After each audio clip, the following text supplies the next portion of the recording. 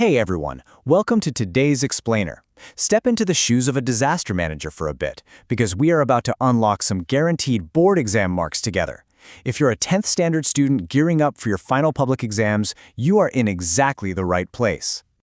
Look, I totally get it. The geography syllabus can feel completely overwhelming. There's just so much to memorize, right? But today, we're unlocking the examiner's cheat codes. Let's start with the absolute core definition you need to write down. Natural disasters are naturally occurring destructive incidents resulting in massive loss of human life and property. We are going to make this information stick so well, you'll literally be writing your answers on autopilot. Here's our battle plan. We are going to dissect and conquer these 5 major threats: cyclones, floods, landslides, coastal erosion, and earthquakes. Let's jump right in. Okay, before we even look at our first disaster, I'm giving you the most important memory trick of the day. Memorize the 3 Ds right now: death, destruction, and diseases. Seriously, whether the exam asks you about the effects of a flood, a cyclone, or an earthquake, writing loss of human life, destruction of property, and the spread of infectious diseases will practically always secure you those foundational marks. Keep the 3 Ds in your back pocket for the whole paper. All right, Section 1, Cyclones, the Spiral Storms. So, among all the natural disasters occurring on the Earth's surface, these cyclonic winds are widely considered the most dangerous. I want you to take a mental screenshot of the geography on this map right now, specifically for your map pointing section. Notice those dark triangles marking cyclone zones right along the east coast of India? Places like Machilipatnam, Chennai, and Puri? Examiners absolutely love asking you to locate these, so lock them in. Now, why do they happen mostly on the East Coast? Well, cyclones originate primarily in the Bay of Bengal. Imagine the Bay of Bengal like a massive pot of water sitting on a hot stove. Because it's surrounded by land on 3 sides, it's subject to intense heating. This extreme heat creates highly humid and unstable air masses that spin into powerful, low-pressure winds. Also, remember to write down that these occur most frequently during 2 specific windows: October to November and May to June. When they actually hit, the effects are just devastating. Applying our 3 Ds here, cyclones cause large-scale deaths, destroy transport and electricity links, and leave behind stagnant water that spreads severe infectious diseases. But if you want those top-tier marks, add this specific detail from your textbook. Ocean tides inundate inland water bodies and make them salty, completely destroying local agriculture and crops. That's a golden nugget for your exam. Exam alert, guys! This is an examiner's absolute favorite 4-mark question: preventative measures for cyclones.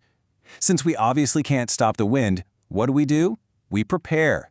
Write down actionable steps: evacuating people from low-lying areas, keeping rescue transport like boats and helicopters ready, rerouting trains and buses away from the cyclone-prone zones, and keeping the Army battalions on standby with potable water and medicine.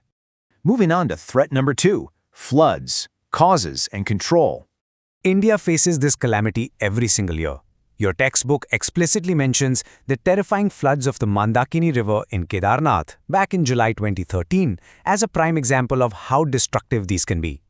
To easily remember flood causes in the exam, just split them into 2 buckets: natural causes versus man-made causes. Natural includes monsoon uncertainty, heavy cyclonic rainfall, and the accumulation of silt which makes rivers shallow so they overflow. Man-made causes are where human errors come in. Think deforestation, illegal land encroachment, and the sudden breaching of improperly built dams and weak retention walls. So, the crucial point you have to make is that when floods hit, they don't just destroy homes, they wash away the highly fertile upper layers of our soil. And that is a massive disaster for an agricultural country like India. To control this, examiners want to see right exact keywords. Write down: constructing dams and bunds, establishing warning centers, and crucially, afforestation in river basins. Planting trees prevents soil erosion and reduces that dangerous silt accumulation we just talked about. All right, let's head up into the steep mountains for Section 3, landslides, falling mountain slopes. This happens when massive amounts of stone, mud, and debris suddenly slide down steep slopes. But why does a whole mountain just give way? Well, sometimes it's natural, like water gradually removing soil. But mostly, it's heavily triggered by human activities. When we cut into steep, mountainous areas to construct railways and roads, we destabilize the slope. Add deep tilling for agriculture, heavy deforestation, and deep mining excavations to the mix, and you literally have a recipe for a massive landslide. Unsurprisingly, landslides bring our 3 Ds right back, resulting in loss of life and heavy property damage. But specifically for geography, make sure you mention that the falling debris checks or blocks flowing small rivers. This completely buries local roads, disrupts transportation, and submerges local plant life and streams under tons of rock. Heading back down to the beach for Section 4. Coastal erosion, saving shores.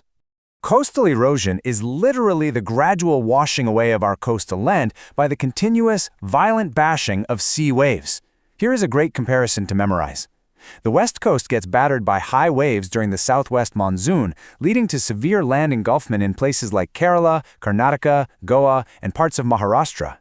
In stark contrast, the East Coast experiences very little coastal erosion. Keep that difference clear in your head. Okay, listen closely. Huge trap alert right here. This is a very common student mistake.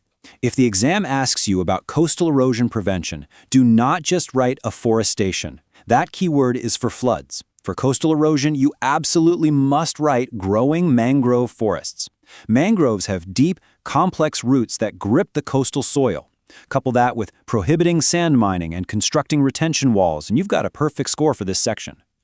Finally, our fifth and final threat. Section 5. Earthquakes, tremors, and precautions. These are sudden vibrations of the Earth's upper layers due to massive pressure created deep inside.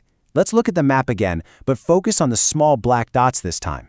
Examiners absolutely love asking you to mark primary earthquake zones. Keep your eyes on the northern Himalayas, Gujarat in the west, and specific spots in South India like Koyna and Latur in Maharashtra. Visualize it. Lock those locations in your mind right now. What exactly causes the solid Earth to shake so violently?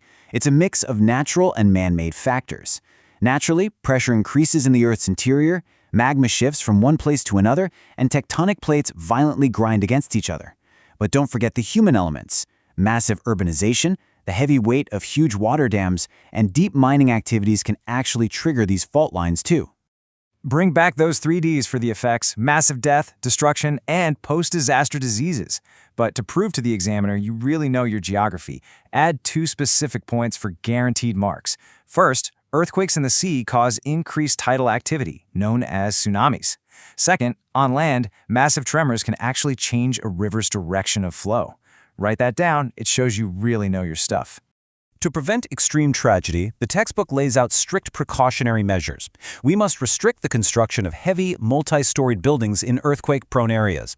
Instead, houses should be constructed using very light materials to ensure stability. And if an earthquake strikes, the immediate first step is to disconnect the power supply to prevent massive, uncontrollable fires. You've got the exact blueprint the examiners use now. Remember the 3Ds. Dodge those tricky traps we talked about and visualize that map. You are completely ready to walk in there and dominate that geography paper. But before we wrap up, ask yourself this.